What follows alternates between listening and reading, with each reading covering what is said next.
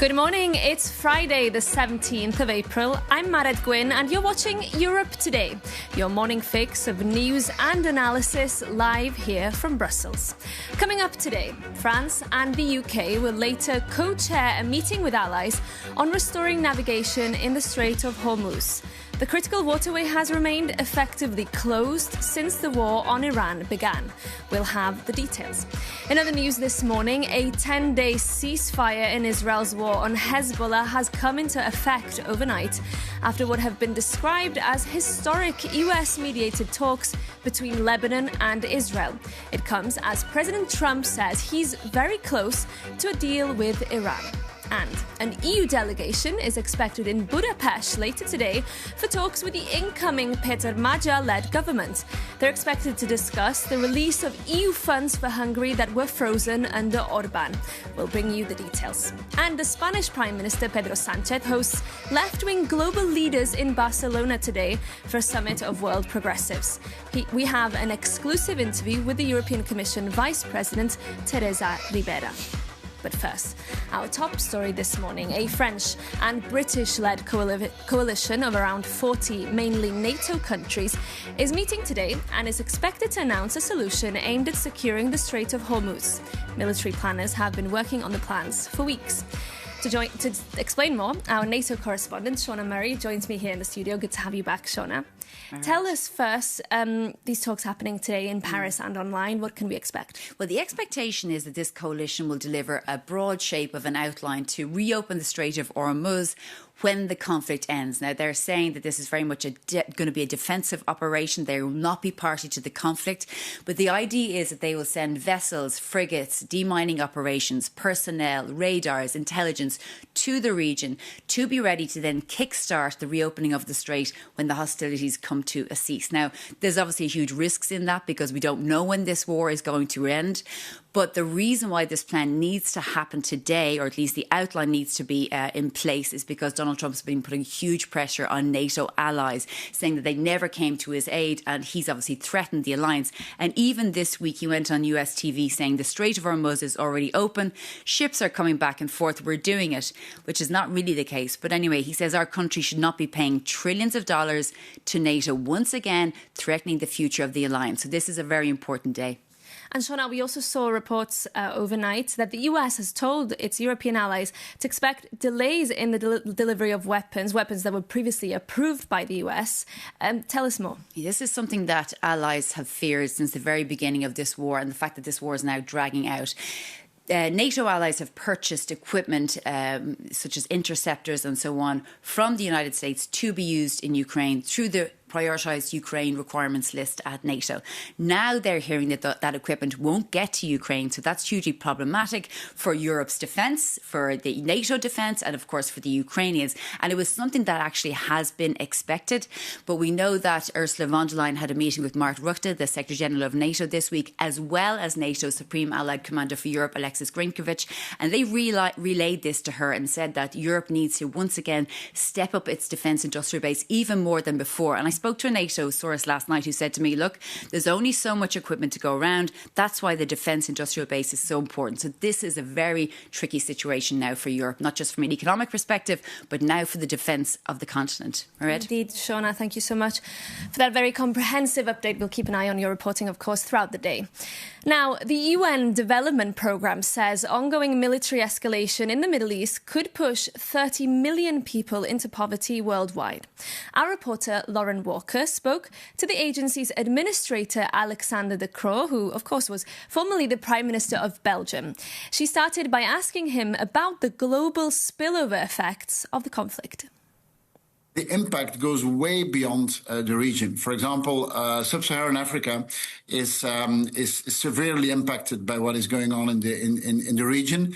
Small island states, for example, in the Pacific, you start to have a few islands that just don't have enough fuel anymore.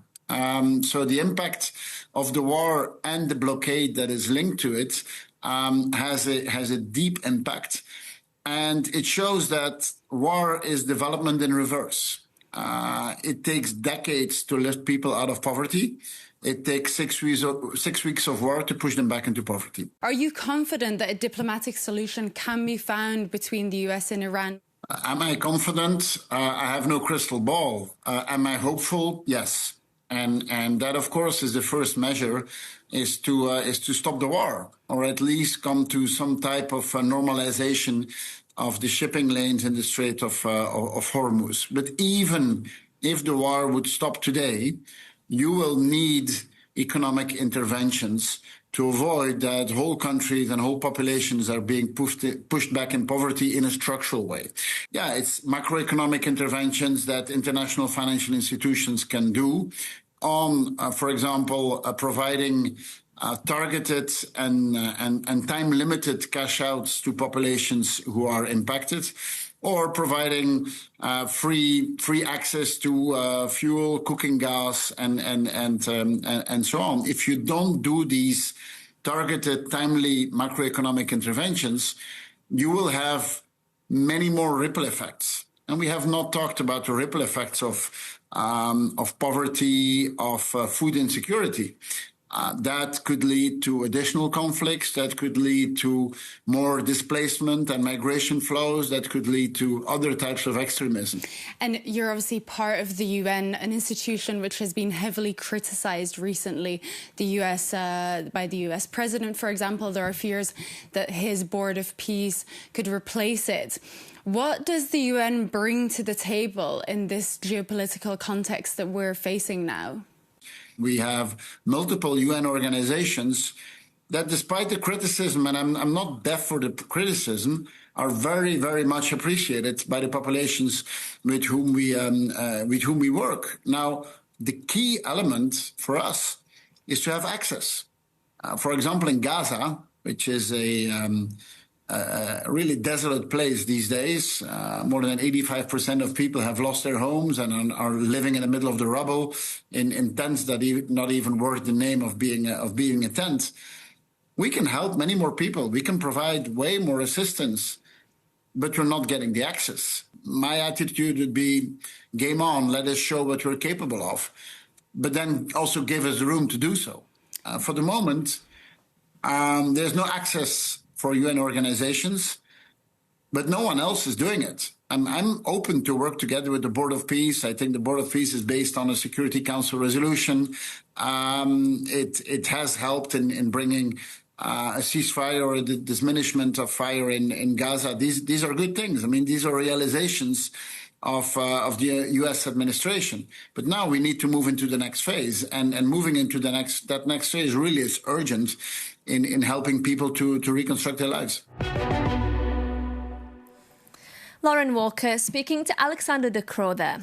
Moving on now, because an EU delegation is expected in Budapest later today to meet with the team of the incoming Prime Minister Peter Magyar. For more, we can cross over now to Budapest and bring in our correspondent Sultan Sibosegi, who is standing by for us there. Good morning, Sultan. Great to have you on the show. Can you first run us through what we're expecting from these technical talks between Brussels and Magyar's team today? Good morning, Europe Today. Thank you for having me. Yeah, today, finally, it's going to happen, because originally this delegation was planned for yesterday, but they postponed it. It's going to be a really important one, because Peter Magyar's key campaign pledge was to restore Hungary's ties with the EU and unblock billions in funding that had been withheld over rule of law and corruption concerns. The recovery funds question is particularly urgent. Hungary stands to lose nearly 10 billion euros if payments are not disbursed before the end of August. On Monday, Magyar outlined a four-step plan to meet the conditions for accessing the funds, including joining the European Public Prosecutor's Office, restoring judicial independence and safeguarding economic freedom. Peter Magyar has already spoken twice with the European Commissioner President Ursula von der Leyen, who pledged her support. But this is not just the only item what will appear on Friday's agenda. Hungary is currently withholding the EU's 90 billion euros aid package to Ukraine after the leaving PM Viktor Orban blocked the previously agreed decision at the March EU summit. For sure, the delegation will try to convince Peter Magyar, even though we had an opt-out. OK, Sultan, thank you so much for that update, and we'll keep an eye, of course, on those talks happening in Budapest today. Moving on now to Barcelona, where the Spanish Prime Minister Pedro Sánchez is hosting a raft of left-wing world leaders, including the presidents of Brazil, Colombia and South Africa. Our EU editor, Maria Tadeo, is there for us and just before the show sent us this update. Well, good morning indeed, Marit. We are in Barcelona, where the Spanish government is hosting a convention today and tomorrow, bringing together heads of states, intellectuals and activists of what it calls as the progressive social democratic world. In a way, you could argue this is the opposite, the complete opposite of the CPAC convention led in multiple occasions by President Trump. And of course, it's not a secret that the Spanish Prime Minister and President Trump have clashed on pretty much every subject, including the war in Iran, which this country, Spain, says is completely illegal and will set the region on fire. Now, in terms of today, I spoke with Teresa Ribera. She is the Executive Vice President of the European Commission, also a former minister in the Spanish government. And I began by asking her in our interview, why is it that the world needs progressive ideas, but also has the European left lost the working class because of a disconnect between their vision and their needs? Let's take a look. My conviction is that we need to think on how to solve the problems. So it is not against anyone, but to be fair and solid on the type of responses that we are proposing and that we are playing and walking the path. So I could not say. Obviously, there is a political view that is pretty different from those political views being supported by the most conservative voices. But the main intention is to say what we want that probably provides a different view of the things that others do want. But since you talk about the idea of progressive Europe, some would say the left has lost the European working class because it doesn't have the right priorities, because it has put forward an energy. I wonder, is this also a moment where the left needs to do a form of soul-searching too? On the contrary, I have the impression that climate action is providing opportunities to people that could feel the harm, the penalties of not taking climate action. Energy transition means counting on sources of energy that do not create additional problems and that allow people to have lower bills. So it is part of the discussion that has been distorted in purpose to prevent action in those fields that could help people to do things and to count on the high quality of life. Over the weekend, there was a very important election in Hungary in which the Hungarians voted for change. Prime Minister Viktor Orban will be leaving office after 16 years. He was obviously a big ally of President Trump in Europe. I wonder, what does that election, that result, that call for change say to you when it comes to Europe at this stage? We've seen that Hungarians did decide that they wanted to be Europeans, that they wanted to fight for their rights, that they thought that this was important in terms of democracy, and they decided to vote massively. Massively. It was not a tight election. It was very clear, the result. So I think that it shows to what extent this narrative against Europe, against working together, against being united, against the defense of the civil rights and the integration is not something that can win in the middle long run. On the contrary, it probably exposes the limitations and the harm that people could feel in the absence of this joint forces, joint effort of the European nations to develop the European program. Just a final point on this. There's been reports now that the Commission, and obviously this now touches the core of your portfolio, this is a massive job that you have when it comes to the competition laws in the EU. And these reports suggest that there is now a plan to massively dilute some of the regulation to allow for mergers to create major European champions. Is that the case? Are you preparing for this? We are entering into the last phase to adopt an updated version of our merger guidelines. So we have already a very sound draft.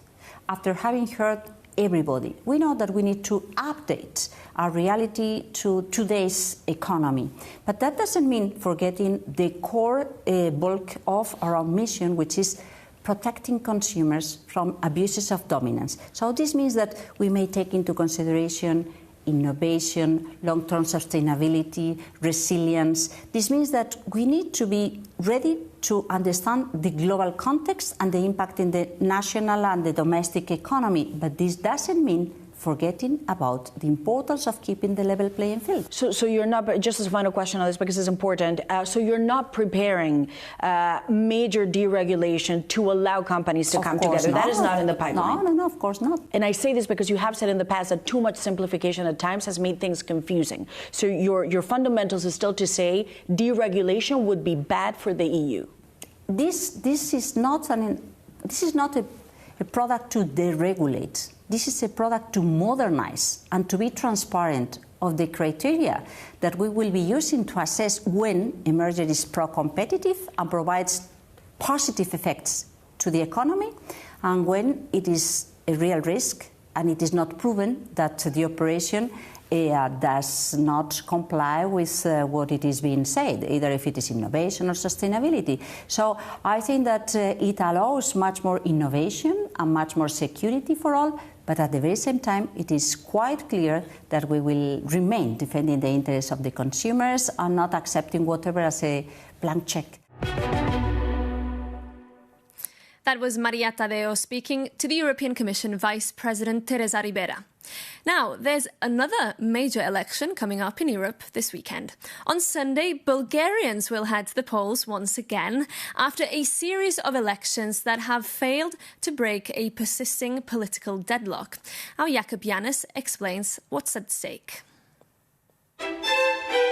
Bulgaria heads to the polls this Sunday for its 8th parliamentary election in 5 years. The country is the poorest in the European Union and the electorate is exhausted by a prolonged political crisis.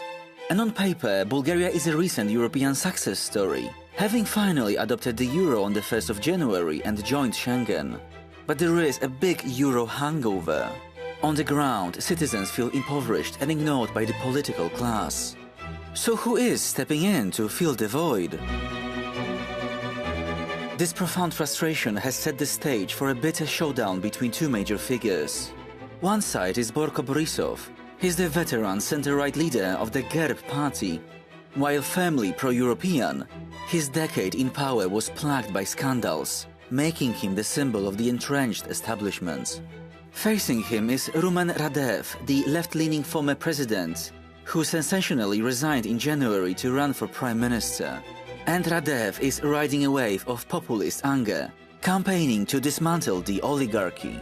But his vocal opposition to military aid for Ukraine and softer stance on Moscow have left Western allies alarmed. And although polls show Radev leading Borisov 31 to 21%, neither is close to a majority, leaving the winner to inevitably cobble together a complicated coalition. And the battle for control is fierce. Just weeks before the vote, authorities detained over 200 people for electoral coercion. And the tactics are shocking. Some local officials tricked individuals into believing their state-funded winter heating and hot lunches were personal gifts from politicians. So Sunday is about much more than electing a government. It will determine whether the country can finally address these deep structural problems and rebuild public trust in the political system.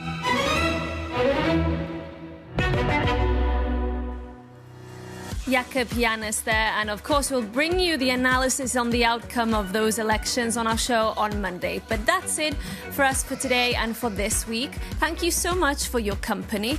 Remember, if you have story ideas, tips or questions for us, you can get in touch by emailing us at europetoday@euronews.com. We love to hear from you.